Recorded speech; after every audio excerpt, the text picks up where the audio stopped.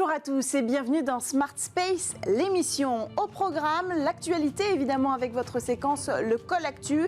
Et on commencera avec Ariane 6 dont la date de lancement a été enfin dévoilée. Elle n'est pas prévue avant le dernier trimestre 2023. Et puis côté bonne nouvelle, c'est une mission réussie pour le Crew 4. Samantha Cristoforetti, l'astronaute européenne, est rentrée sur Terre le 14 octobre dernier et en pleine forme. Baissée de rideau pour le télescope d'Arecibo qui ne sera pas reconstruit après cet effondrement assez spectaculaire en 2020. Enfin, pour notre Call Actu, nous serons en ligne avec Louis de Gouillon-Matignon, fondateur de la start-up Toucan Space, qui vient de subir son tout premier échec avec l'explosion en vol de sa charge utile. Nous aurons le fondateur pour avoir les détails de ce qui s'est passé et comprendre comment, quand on est une start-up, on arrive à se relever d'un événement comme celui-là. Et puis dans notre talk, on va parler d'un sujet dont on ne parle pas beaucoup. C'est celui des lanceurs lourds, les super lanceurs. À l'heure où la miniaturisation et la baisse des coûts dominent le marché, le CNES s'est intéressé à la question dans une réunion de prospection. On va faire de même ici en plateau avec nos invités. Voilà pour le programme, on démarre avec l'actualité sur Smart Space. Fin du suspense, Ariane 6 ne décollera pas avant fin 2023. Le lanceur européen totalement coiffé et assemblé, ça c'était la bonne nouvelle de la semaine, devra attendre le dernier trimestre 2023 pour effectuer son tout premier vol. Et ça c'est la mauvaise nouvelle, a été annoncée et dévoilée par Joseph Aschbacher, DG de l'Agence spatiale européenne, ce mercredi lors d'une conférence de presse. Alors même que la partie haute d'Ariane 6 destinée aux essais combinés a rejoint le lanceur sur son pas de tir au port spatial européen de Kourou. Le lanceur est donc désormais prêt pour les opérations de raccordement électrique avec le pas de tir, validant du même coup l'enchaînement des opérations de montage. Fin du suspense donc pour la date de lancement, mais il reste quand même une question. Alors qu'Ariane 5 doit effectuer son tout dernier vol au plus tard au deuxième trimestre 2023 et qu'Ariane 6 est repoussée à la fin de l'année, quel lanceur va pouvoir répondre aux besoins des opérateurs? On n'a pas tout à fait la réponse pour le moment, surtout que le backup russe Soyouz n'est plus envisageable aujourd'hui. C'est en risque de voir les opérateurs européens se tourner davantage vers le marché américain. Autre actualité, retour réussi pour l'astronaute européenne Samantha Cristoforetti. La mission Crew 4, ou Minerva pour le nom de la mission du côté européen, s'est terminée dans la nuit du 14 au 15 octobre avec 170 jours passés dans l'espace. La capsule Crew Dragon Freedom qui avait embarqué les 4 astronautes en avril dernier s'est détachée de la station spatiale internationale le 14 octobre à 16h précisément, 16h05 pour amérir 4h50 plus tard au large de la Floride, freinée par ses 4 parachutes. Alors Samantha Cristoforetti, tout comme ses 3 compagnons de voyage américains, était visiblement en pleine forme, un large sourire au visage après la récupération en mer de la capsule Freedom. Comme tous les astronautes européens, la prochaine étape après un séjour à bord de l'ISS, c'est de rejoindre ses quartiers au sein du laboratoire de recherche enviable au centre aérospatial allemand. Elle va pouvoir se réadapter à la pesanteur terrestre évidemment durant quelques semaines sous l'œil des équipes médicales du Centre européen des astronautes. Autre actualité, le radiotélescope Arecibo n'écoutera plus malheureusement l'univers. La nouvelle est tombée le 13 octobre dernier. Le deuxième plus grand radiotélescope au monde ne sera pas reconstruit. En 2020, on s'en rappelle, le radiotélescope avec son antenne de 305 mètres de large, s'était totalement effondré sur lui-même. Plusieurs raisons en code, notamment un problème d'entretien, mais aussi le poids de la structure assez impressionnant. 900 kilos d'instruments suspendus sur cette plateforme. Alors depuis, de nombreux scientifiques espéraient que le National Science Foundation finirait par construire de nouveau ce télescope pour qu'il soit utilisable à 100%, mais la NSF a décidé que le chantier de réparation était trop difficile et trop coûteux. Alors actuellement, il y a toujours des recherches scientifiques sur le site avec un laser au potassium qui étudie la température des couches dans l'atmosphère terrestre, ou encore d'autres projets de recherche comme ceux menés par le renommé professeur Abel Mendes sur les étoiles naines rouges et l'habitabilité des planètes qui les entourent. Dernière information à vous délivrer aujourd'hui, cet échec pour la start-up Toucan Space. La société qui envoie des objets dans l'espace ou dans la station spatiale internationale pour un service commercial avait choisi un lanceur finlandais pour honorer ses commandes. Mais voilà, le lanceur finnois a explosé en vol quelques secondes après son décollage. Un risque fréquent dans le secteur spatial, on le sait, mais qui n'a pas forcément les mêmes conséquences pour une start-up que pour une grande entreprise. Alors nous avons justement en ligne Louis de Gouillon-Matignon, fondateur de la société Toucan Space, qui envoie donc, on le rappelle, les cartes postales et les objets de votre choix pour qu'ils voyagent dans l'espace et que vous pouviez ensuite les récupérer ou les offrir. C'est l'heure du Call Actu. Louis de Gouillon, vous êtes en ligne avec nous. Parlez-nous de cette entreprise finnoise que vous aviez choisie et de ce malheureux accident. Merci beaucoup Cécilia, je suis très heureux d'être avec vous. Oui, c'est vrai que c'est un moment un peu difficile pour la société Toucan Space puisque nous étions à notre 6e vol spatial. Nous avons déjà réalisé 5 vols vers l'ISS, à chaque fois avec des lanceurs américains qui sont des lanceurs connus, SpaceX ou Antares et d'autres sociétés qui ensuite acheminent depuis le lanceur jusqu'à l'ISS.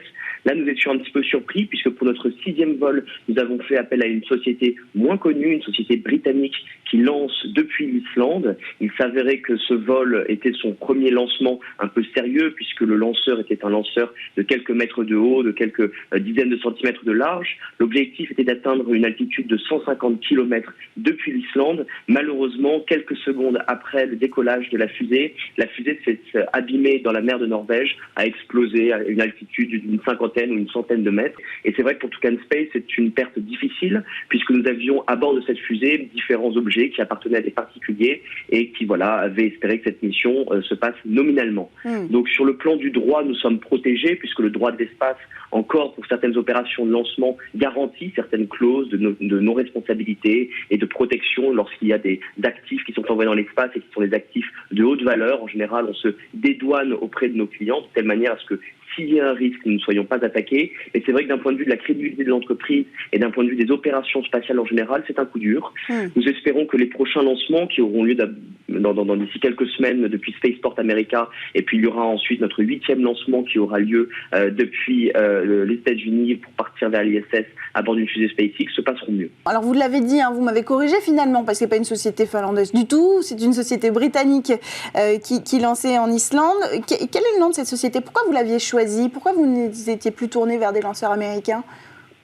Alors la société s'appelle Skylark, c'est une société qui existe depuis quelques années et qui, comme vous le savez très bien, se positionne sur le marché dit des micro-lanceurs. C'est-à-dire l'objectif c'est de fabriquer de petites fusées qui soient facilement utilisables et facilement déployables pour pouvoir avoir accès rapidement à l'orbite. Cette société offrait, comme beaucoup de sociétés dans le cadre de leur premier vol, des prix ultra attractifs. C'est-à-dire que nous sommes passés sur des prix qui étaient 10 fois, 20 fois moindres que vers l'ISS et c'est la raison pour laquelle nous avons voulu prendre ce risque en sachant bien évidemment que les opérations n'était pas sûre de se passer au mieux et le choix que nous avons fait est un choix assumé. Aujourd'hui, c'était notre 6e vol, c'est un échec, mais nous allons continuer. Et cette société va elle-même aussi continuer à développer son lanceur. Cette société, donc Skyrora, va développer son lanceur Skylark et je pense qu'ils ont prévu un vol pour 2025. Ce sera la prochaine date de leur prochain lancement. Donc c'est vrai que c'est une compétition difficile. Il est possible que vous y retourniez d'ici 2025 éventuellement. Louis de Gouillon-Matignon, est-ce que financièrement, votre entreprise peut encaisser le choc quand un incident comme celui-là arrive? Alors oui, parce que comme je vous l'expliquais, d'un point de vue du droit, nous on se protège et c'est d'ailleurs ce que fait aussi des grandes entreprises, ce que font aussi des entreprises comme SpaceX, des entreprises comme Ariane ou d'autres types de lanceurs. Lorsque vous accédez à un lancement spatial, on parle en droit d'un contrat aléatoire. En fait, ce n'est pas un contrat de délivrance ni un contrat de transport dans l'espace, c'est vraiment un contrat d'envoi d'objets dans l'espace et d'envoi de satellites. En général, nous ce sont des petites charges utiles qui transitent sur l'ISS puis qui reviennent sur Terre. Donc il y a vraiment toujours beaucoup de risques sur les lanceurs. Je vous rappelle que récemment, il y a quelques mois, il y a un lanceur qui s'appelle Vega, qui est un lanceur italien, maintenant européen, qui part depuis Kourou, qui avait à son bord une mission scientifique, Taranis, qui avait été vraiment travaillé depuis de longues années, qui allait étudier certains phénomènes liés aux orages et aux éclairs. Cette mission a été un échec aussi puisque le lanceur Vega s'est abîmé dans le cadre de son vol. Il faut se rappeler que l'industrie aérospatiale est une industrie difficile, il y a beaucoup de risques. Et depuis peu de temps avec SpaceX, on est habitué à ce qu'il y ait des choses vraiment spectaculaires, des lancements qui se passent parfaitement, les atterrissages des premiers étages de ces différents lanceurs, mais il faut se rappeler qu'il y a du risque dans l'industrie aérospatiale. Et là, encore une fois, avec cette société anglaise, cette société britannique Skyrora et Toucan Space, on en a été la preuve. Merci beaucoup, Louis de Gouillon-Matignon, d'avoir pris le temps de réagir à votre actualité cette semaine. Merci. On enchaîne tout de suite avec le Space Talk sur Bismart. Alors que la course aux mini-lanceurs bat son plein dans toute l'Europe, un sujet émerge discrètement, celui des lanceurs lourds, des super lanceurs. On va voir ensemble la différence. Quel avenir pour ces lanceurs capables d'embarquer des centaines de tonnes de charges utiles dans un monde où les satellites ne pèsent plus que quelques kilos seulement? On va faire le tour des possibilités avec nos invités en plateau aujourd'hui. Vincent Taponnier, responsable des nouveaux concepts à la direction du transport spatial du CNES. Bonjour et bienvenue sur le plateau de Smart Space. Vous êtes aussi responsable de l'atelier qui a eu lieu tout récemment au CNES, atelier de prospective dédié à la réflexion de l'avenir des lanceurs lourds. Et puis à vos côtés, nous avons Maxime Puteaux, spécialiste des lanceurs chez Euroconsult. Bonjour Maxime, bienvenue sur le plateau de Smart Space. Alors, quelles sont les caractéristiques d'un lanceur lourd? On parle de lanceurs lourds, de lanceurs super lourds. Est-ce que ça existe? On a besoin de comprendre de quoi on parle aujourd'hui. Il y a effectivement une notion, d'une classification des lanceurs, de la même façon que dans le monde de l'aérien.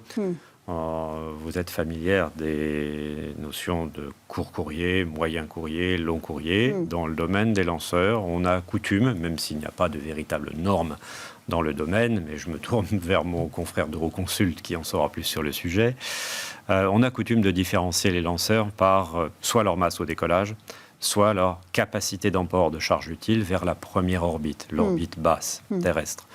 C'est pour ça qu'on entend souvent parler de micro-lanceurs, mini-lanceurs, lanceurs légers, lanceurs moyens, lanceurs lourds et lanceurs super lourds. Si on commence par le haut, les lanceurs super lourds, on peut dire que ce sont ceux qui ont une véritable ambition interplanétaire, ceux qui vont permettre d'accrocher, alors selon une pseudo-norme américaine, on retrouvera une limite vers les 50-60 tonnes en orbite basse. Les lanceurs lourds les plus connus, ce sont ceux que nous utilisons actuellement, de la classe Ariane 5, Ariane 6, Atlas, Delta, Vulcan. Voilà. Et quand on va vers les petites tailles, les lanceurs légers ou les lanceurs moyens c'est de la classe Soyouz, et les lanceurs légers sont ceux qui vont viser 1 à 2 tonnes en orbite basse.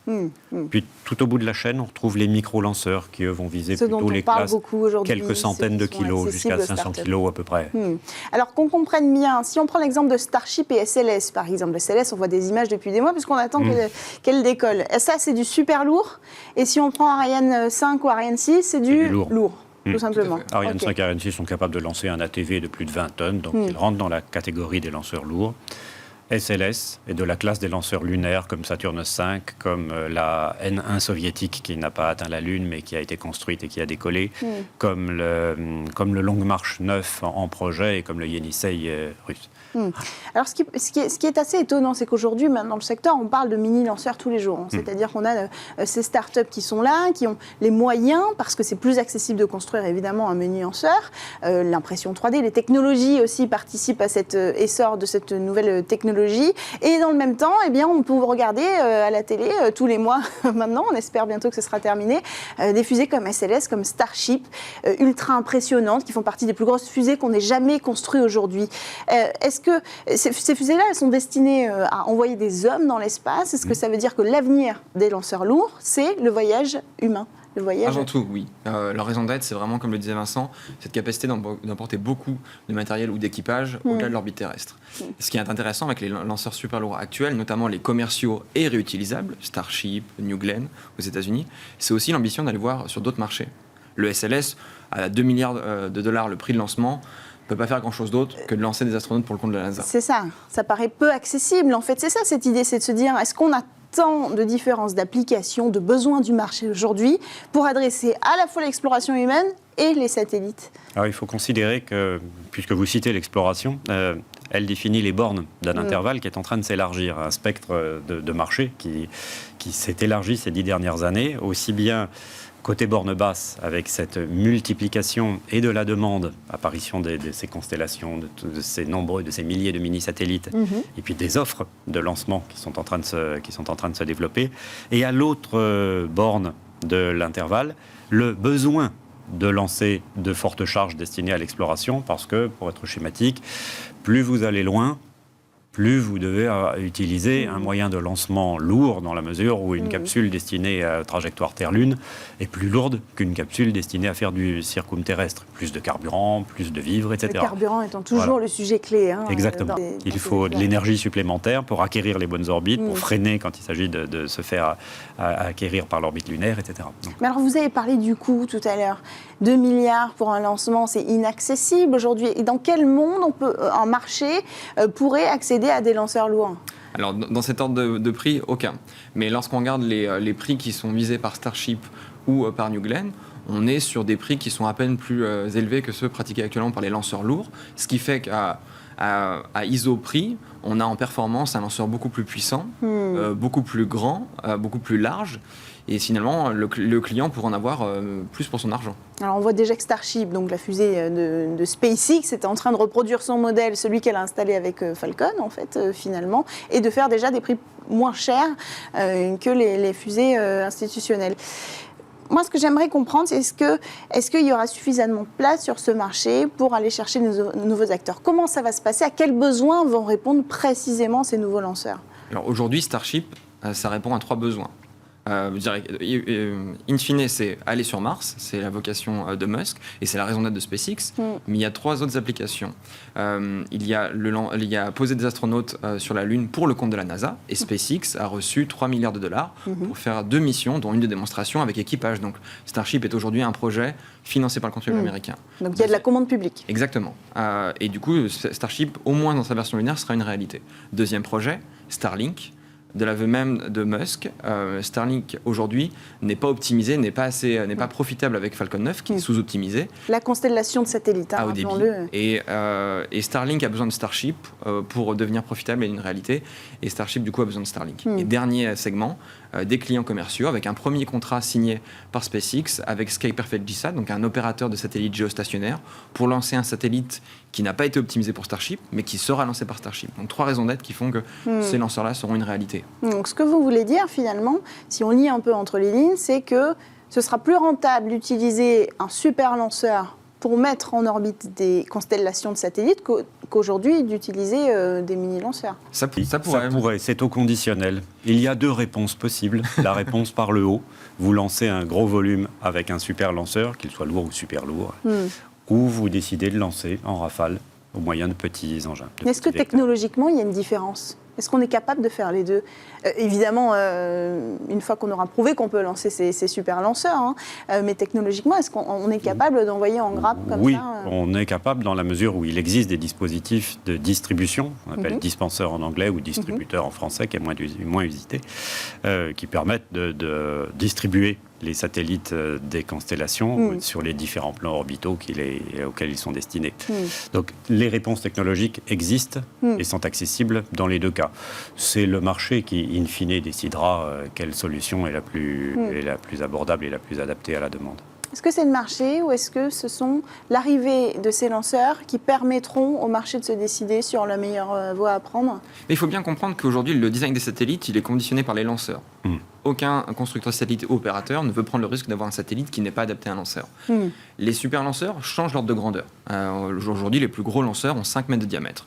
Avec les super lanceurs, on a 7, voire 9 mètres de diamètre, 100 tonnes d'orbite basse, un volume qui n'a jamais été offert. La question est de savoir si ces gens-là vont s'adapter. J'ai tendance à penser que le marché déteste les situations de monopole et dans l'offre de lanceurs lourds actuelle a toujours supporté 2 fournisseurs au moins. Donc la question de savoir si le marché si la demande va adopter ces lanceurs-là, je pense que oui, il y aura un effet d'aubaine. Déjà, on imagine que les premiers contrats passés par Starship ou d'autres super lanceurs sont faits avec un prix fortement réduit et même une alternative de lancer sur des lanceurs existants, type Falcon 9. La question est de savoir si ensuite on s'optimisera. Mais je ne pense que ça n'aura lieu qu'à partir du moment où au moins 2 fournisseurs seront positionnés. C'est ça, parce qu'on ne peut pas laisser dans la course SLS, qui effectuera les missions pour la NASA et uniquement pour la NASA. Pas de vocation commerciale. Il n'y a pas de vocation commerciale, ce qui veut dire que pour l'instant, on n'a que Starship. Et New Glenn de Blue Origin. Et New Glenn de Blue Origin, qui peut concurrencer Starship. Qui est un peu plus petit, en 7 mètres de diamètre, contrairement à 9, et qui n'est pas complètement réutilisable, alors que Starship ambitionne de l'être. Ça veut dire qu'il sera plus cher, a priori. Probablement. Quand on parle d'ordre de grandeur et de prix, faut aussi se souvenir que Musk lui-même a évoqué que le coût d'opération du Starship par lancement pouvait être aussi bas que $2 millions. $2 millions, $2 milliards pour SLS. Mais encore une fois, ce n'est que le coût, évidemment. Et puis, il y a toujours cet effet inflationniste de Musk entre ses prévisions, notamment dans le temps, mais aussi dans les prix. Oui. Mais je dirais que même si aujourd'hui, Starship était vendu au prix de Falcon Heavy, c'est-à-dire à peu près 110 ou 130 millions de dollars, ça serait quand même un lanceur extrêmement compétitif et qui pourrait menacer les lanceurs lourds existants. Alors, Octex, vous vous êtes posé la question, je l'ai dit en introduction, vous avez vous-même organisé une réunion de prospection pour étudier éventuellement l'avenir d'un lanceur lourd et l'intérêt d'un lanceur lourd. Quel était l'objectif de cette réunion précisément pour le CNES? C'est quoi? C'est de se dire, est-ce qu'il faut qu'on y aille? C'est d'étudier les possibilités tout simplement? Alors effectivement, nous avons rassemblé l'ensemble des acteurs du secteur des lanceurs, industriels, les grands et les petits, les anciens et les nouveaux, avec les startups, donc les opérateurs, l'Agence spatiale européenne, Arianespace, Euroconsult bien sûr. Et nous avons en commun réfléchi à la meilleure façon de répondre à 2 éléments de contexte nouveaux, que sont l'exploration, dont nous venons de parler, que sont l'arrivée d'une concurrence exacerbée par ces lanceurs lourds à vocation commerciale, de manière à voir, et c'était le principal objectif de cet atelier, à quoi nous devions nous préparer. L'atelier n'avait pas pour vocation à décider, ni même sélectionner une voie d'évolution, mais à identifier les éventuelles briques technologiques que nous devrions, si jamais nous devions faire évoluer la capacité de nos moyens de lancement, développer ou maîtriser en amont, car il est indéniable que certaines des technologies lanceurs relèvent des temps longs. Il s'agit notamment de la propulsion, quand il s'agit d'améliorer des moteurs, voire de changer de classe de lanceurs. On doit franchir des steps technologiques qui nécessitent de la recherche et de la technologie en amont. Donc la vraie question était, à quoi doit-on se préparer en cas de scénario de croissance ? Et combien de temps ça mettrait ? Et combien de temps ça mettrait ? Parce que ça se chiffre en années, effectivement. Exactement. C'est-à-dire que, est-ce que c'est rentable pour la France, par exemple, de se lancer dans cette aventure-là? Est-ce que c'est rentable pour l'Europe? Je crois que l'Europe aussi a mené une réflexion sur ce sujet. Maxime, vous pouvez nous en dire un mot? Alors, ça s'appelle l'étude protéine, c'est ça? De l'ESA, oui, tout à fait, qui vise aussi à réfléchir à un concept d'un lanceur de 100 tonnes, lancé à haute cadence. Et c'est son but, c'est de faire réfléchir les industriels à la faisabilité ou aux besoins. Comme le dit Vincent, il y a une vraie question, c'est la finalité et les cas d'usage. Oui. Un lanceur super lourd, c'est essentiellement ou avant tout pour le vol habité. Donc la question sous-jacente, c'est est-ce que l'Europe veut s'engager là-dedans ? Alors que l'Europe va voter son budget dans quelques semaines à la ministérielle et que pour l'instant, on parle surtout de mettre l'argent pour le vol habité, mais peut-être que ces 2 ambitions pourraient se rencontrer ? Elles pourraient. Combien ça représente financièrement de se lancer dans l'aventure d'un lanceur super lourd ? Je dirais que ça dépend du schéma contractuel. Si on prend le pire en termes de dépenses, je citerai le cas du SLS, qui est un contrat qu'on appelle en plus cost. C'est-à-dire que tous les surcoûts sont couverts par la NASA, les surcoûts industriels et les retards. On est sur un programme qui avoisine les 20 à 25 milliards de développement. Sans exploitation. Sans exploitation. Si on prend le cas du développement de Starship, on est probablement sur 5-6 milliards sur le lanceur seul. Encore une fois, avec des coûts qui sont aujourd'hui largement supportés par un investisseur privé, une société privée, c'est des investisseurs privés, avec un petit peu d'argent du contribuable. Donc, la question est de savoir si on est prêt à mettre au pot là-dessus et aussi comment. Est-ce que les industriels aussi prennent une part de risque et avec du cofinancement ? Oui, ça nous fait remettre en perspective la demande de budget. Cette année, c'est 18,7 milliards en fourchette haute pour l'Agence spatiale européenne. Sachant que ce qui est décrit par Maxime, fort justement, constitue la borne haute des possibilités et qu'il existe, notre atelier et d'autres instances l'ont remis en évidence, un éventail de solutions permettant de prendre part dans une certaine mesure à déterminer, et le politique a son rôle à jouer là-dedans, car une éventuelle participation à un vol habité relève également d'une décision politique. Il existe un éventail de solutions qui ne passent pas toutes nécessairement par le lanceur super lourd de 3000 tonnes dédié à l'alunissage, mais qui repose sur des combinaisons de moyens existants fortement améliorés par leur potentiel de croissance intrinsèque ou par des projets de lourdes modifications, voire par des améliorations ou des innovations même dans le domaine de la stratégie d'injection. Et vous n'êtes pas obligé d'aller directement d'un point à un autre. Vous pouvez, et les nouveaux entrants notamment apportent et nourrissent la réflexion dans ce domaine. Vous pouvez faire appel au refueling en orbite, une station-service orbitale qui vous permet de décoller à mi-plein et puis de refaire le plein en cours de parcours. Ce qui permettrait de réduire les capacités d'emport nécessaires pour ne pas avoir à construire une grosse fusée dédiée à chaque fois qu'on a un objectif. Parce que si c'est 3000 tonnes pour la Lune, le jour où il faudra aller vers Mars, qu'est-ce que ce sera ? Il y a donc pour nourrir ces ambitions, d'autres solutions. Et la dernière qui peut être évoquée est celle du train spatial, qui a déjà été étudiée. Vous lancez en plusieurs fois. Alors c'est là qu'on se rend compte qu'il s'agira surtout d'innovation technologique, et c'est important de le rappeler. Est-ce qu'on est capable technologiquement d'aller jusque-là, alors que, je le rappelle, on est obligé d'en parler, l'actualité le montre aussi, Ariane 6 qui a du retard et qu'on commence à attendre, ça pose la question sur notre capacité à agir vite technologiquement sur un challenge, puisqu'un lanceur lourd c'est un challenge. Alors même s'il n'est pas question d'en fabriquer un aujourd'hui, est-ce qu'on est capable de le faire ? Alors seul on avance plus vite, ensemble on avance plus loin. En Europe on a décidé, on a fait le choix d'avancer ensemble, donc on met plus de temps. Et je dirais que depuis quelques années on a commencé à préparer le futur de manière assez active, et des briques technologiques comme le moteur réutilisable Prometheus, bien moins cher et réutilisable, finalement nous donnent les moyens si un jour on a la volonté d'aller dans ce genre de solution. Pour compléter, des retards de développement ou de qualification ne signifient pas nécessairement, et c'est d'ailleurs le cas, ne sont pas associés à un défaut de maîtrise des technologies que par ailleurs nous maîtrisons. L'ATV a démontré la capacité de l'Europe à maîtriser l'accostage, le pilotage de modules. L'exploitation d'Ariane 5 réussit malgré des retards au début du développement, qui illustrent le fait qu'un lanceur peut avoir un retard dans son entrée en scène mais faire une très belle carrière. D'ailleurs, il n'y a pratiquement aucune fusée qui est décollée à l'heure au début. Tout cela démontre que les briques technologiques principales sont déjà disponibles en Europe. Oui, elles sont accessibles. Et que la feuille de route dont Maxime a décrit un des principaux éléments, le moteur Prométhée, qui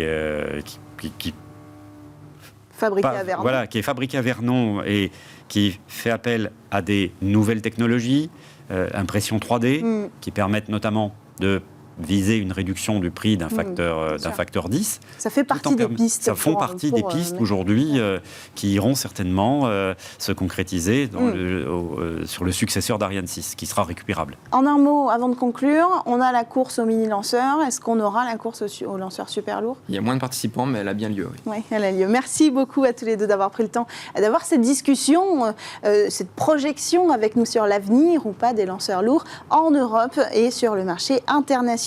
Vincent Taponnier, je vous rappelle que vous êtes responsable des nouveaux concepts à la direction du transport spatial au CNES, et vous, Maxime Puteaux, je vous appelais Vincent, Maxime Puteaux, spécialiste des lanceurs chez Euroconsult. Merci à tous de nous avoir suivis. On se retrouve dès la semaine prochaine sur Bismart.